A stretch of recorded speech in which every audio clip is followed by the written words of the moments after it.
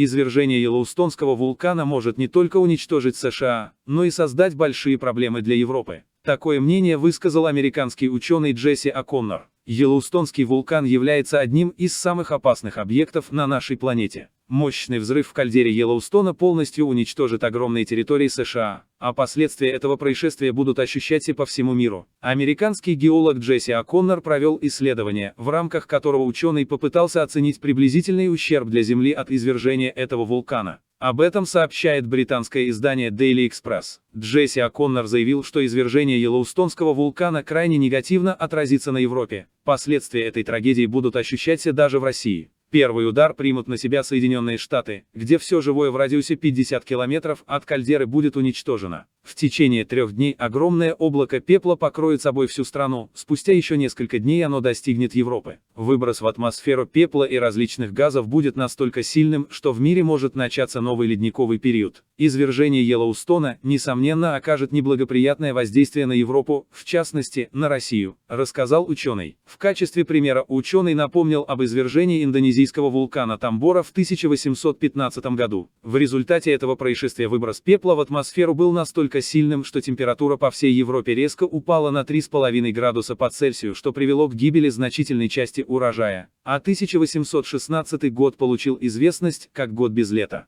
Что касается России, то извержение вулкана обернется для страны рядом проблем, однако ущерб будет не таким большим, как в США или Западной Европе.